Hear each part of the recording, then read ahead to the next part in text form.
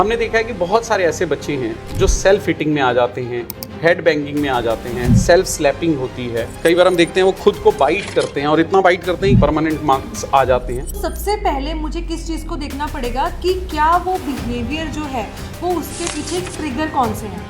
तो क्या बच्चे को उस टाइम पे कोई सेंसरी ओवरलोड हो रहा है जिसकी वजह से वो चीज़ें आ रही हैं, या फिर उस टाइम पे बच्चे को कोई डिमांड्स हैं जो हम पूरी नहीं कर पा रहे हैं, उसकी वजह से, उसकी ज़िद की वजह से सेल्फ हार्म आ रही है। कि जब बच्चे की कोई ज़िद हम नहीं पूरी करते हैं और वो खुद को सेल्फ हार्म कर लेता है और हम एज अ पेरेंट उस चीज़ को लेकर बहुत कंसर्निंग हो जाते हैं कि हम उसकी बात मान लेते हैं। जाने अनजाने में होता क्या है कि बच्चे के माइंड में वो चीज़ चली जाती है कि शायद सेल्फ हार्म करने से मुझे वो चीज़ मिल जाएगी। दो चीज़ें मेन है, या तो बिहेवियर है जिसमें कि बच्चा अटेंशन सीख कर रहा है, अपनी बात को मनवाने का उसका एक तरीका बन गया है जो कि बच्चा जानबूझकर नहीं कर रहा है। हमने देखा है कि बहुत सारे ऐसे बच्चे हैं जो सेल्फ हिटिंग में आ जाते हैं, हेड बैंगिंग में आ जाते हैं, सेल्फ स्लैपिंग होती है। कई बार हम देखते हैं वो खुद को बाइट करते हैं और इतना बाइट करते हैं कि यहाँ पर निशान तक बनने शुरू हो जाते हैं, परमानेंट मार्क्स आ जाते हैं। तो एक पेरेंट को रिप्रेजेंट करता हुआ अगर मैं आपसे ये पूछूं कि एज एन एक्सपर्ट ओपिनियन आपका क्या है इस पे, आप अपनी तरफ से मुझे क्या बताना चाहेंगे कि ये बच्चे क्यों ऐसा करते हैं और ऑब्वियसली हमें क्या करना चाहिए? हाँ जी, तो जब हम बिहेवियर इश्यूज़ की बात करते हैं जिसमें कि सबसे ज़्यादा कंसर्निंग चीज़ हमारे पास आ जाती है सेल्फ हार्म।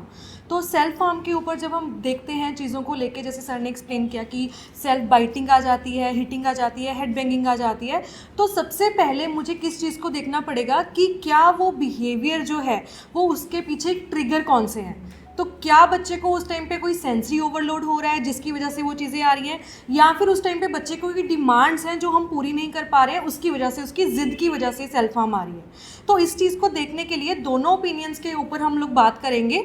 तो हम अगर स्टार्ट करते हैं सबसे पहले सेंसरी इशू से, तो मैम उसके बारे में आपको और अच्छे से बताएंगे कि सेंसरी कौन सा ऐसे इश्यूज़ हो सकते हैं कि अगर बच्चे की सेल्फ हार्म आ रहा है, बच्चे की हेड बैंगिंग आ रही है, तो उसके पीछे पीछे सेंसरी इश्यूज़ कौन से हो सकते हैं। सबसे पहले हम बात करते हैं कि जब ये बच्चे सेल्फ हिटिंग हार्म जो अपने आप को करते हैं, तो अगर तो ये 3 टाइप्स में हो सकता है, जैसे कि मैम ने भी बताया कि फर्स्ट हो सकता है प्योरली सेंसरी बेस्ड, ठीक है, सेकंड हो सकता है प्योरली बिहेवियर, और थर्ड हो सकता है कंबाइंड। तीनों मतलब दोनों चीज़ें हो सकती हैं, सेंसरी भी हो सकता है और बिहेवियर भी हो सकता है। तो अगर मैं बात करूँ सेंसरी की, तो उसमें 3 टाइप्स आ जाती हैं, ठीक है। तो उन 3 टाइप्स में हम बात करेंगे। सबसे पहले आता है हमारा प्रोप्रायोसेप्शन, प्रोप्रायोसेप्टिव इनपुट, ठीक है। तो प्रोप्रायोसेप्शन होता क्या है? Joint position sense. अगर मैं लेमन लैंग्वेज में बात करूं कि जब हम हैवी वर्क करते हैं, ठीक है, तो उसमें हमें क्या सेंस फील हो रही है, उसे हम कहते हैं प्रोप्रायोसेप्शन।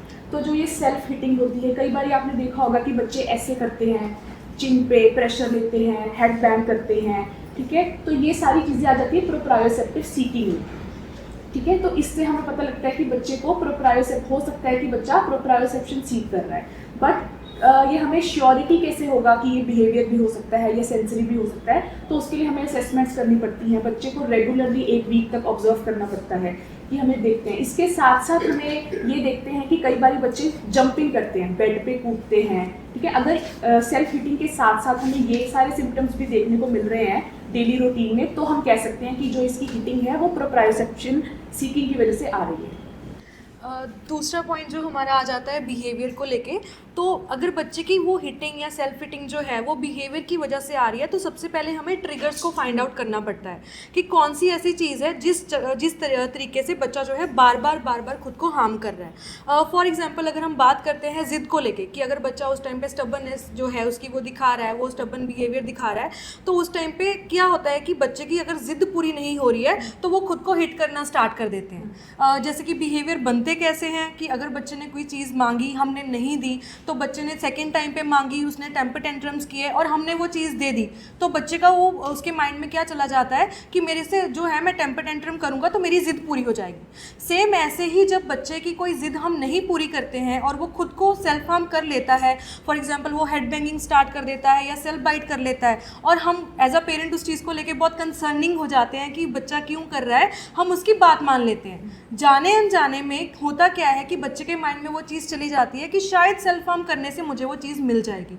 तो नेक्स्ट टाइम से जब भी बच्चे को कोई चीज़ चाहिए होती है या उसको अपनी ज़िद मनवानी होती है, वो सेल्फ हार्म की टेंडेंसी पे चला जाता है। तो वो खुद को हिट करना स्टार्ट कर देते हैं, बच्चे खुद को सेल्फ बाइटिंग स्टार्ट कर देते हैं। तो ये एक बिहेवियर का पैटर्न बन जाएगा।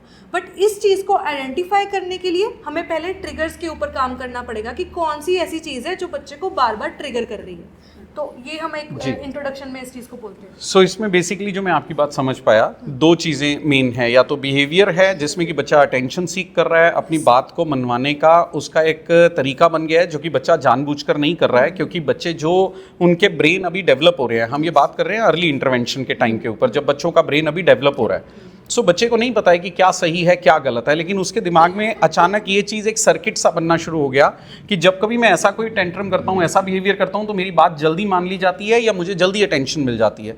सो वो जाने अनजाने में हम पेरेंट्स ने खुद ही उस बच्चे को इस पैटर्न के ऊपर ट्रेंड कर दिया।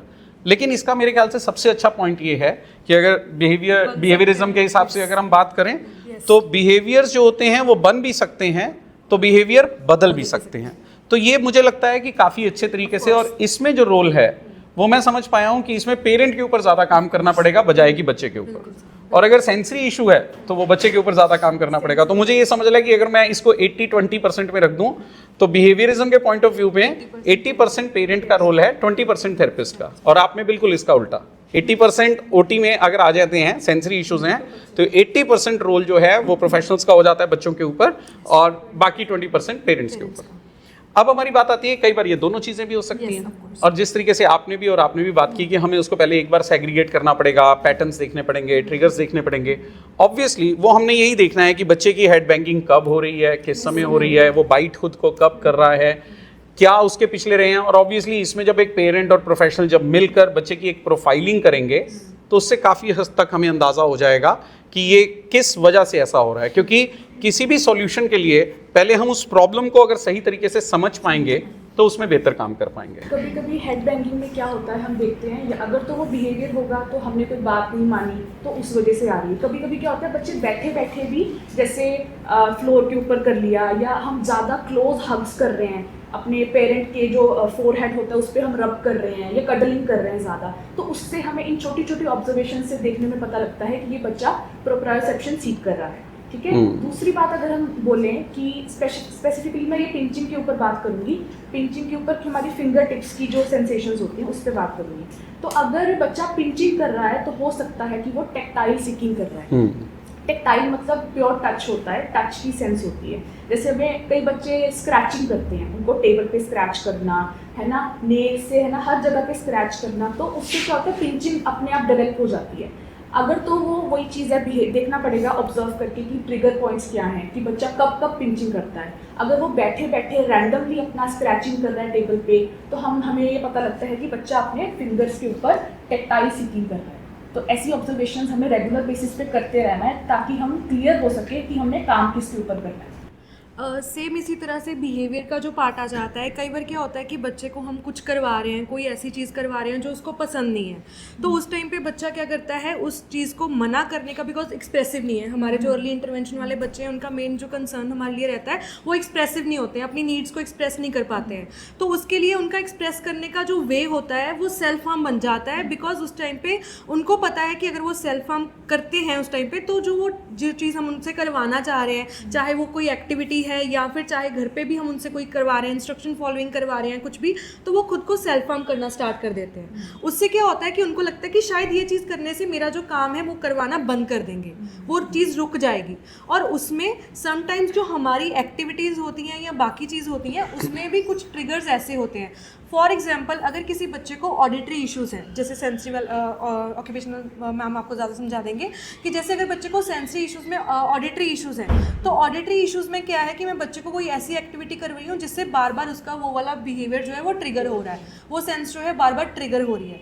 तो उस टाइम पे बच्चे को उस चीज़ को रोकने के लिए वो क्या करेगा, वो हेड बैंगिंग स्टार्ट कर देगा या खुद को बाइट स्टार्ट कर देगा। तो हमें ये आइडेंटिफाई करना पड़ेगा कि क्या बच्चा किसी जो हम चीज़ करवा रहे हैं उससे वो ट्रिगर हो रहा है, या उसका कोई सेंसरी इशू जो है वो ट्रिगर हो रहा है, तो उस चीज़ के ऊपर भी हम लोग एक बार देख सकते हैं। तो जैसे हम रेजिस्टेंस बिहेवियर Yes, बोलेंगे resistance बेसिकली कि behavior, बच्चा रेजिस्ट करना चाह रहा है इसलिए वैसा रिएक्शन शो react कर रहा कर है। रहा पास वो वर्ड्स नहीं है बताने के लिए, तो वो एक्सप्रेस कैसे करेंगे? Yes. जो उसे ऑलरेडी पता है, अच्छा ये जी। करने से मेरी बात रुक जाएंगी, रुक जाएंगी। Yes. हाँ ये करने तो मैं हेड बैंग कर लेता हूँ। Yes. अपनी बात को समझाने की बच्चा पूरी कोशिश करता है इन सब चीज़ों को जी करते हुए। जी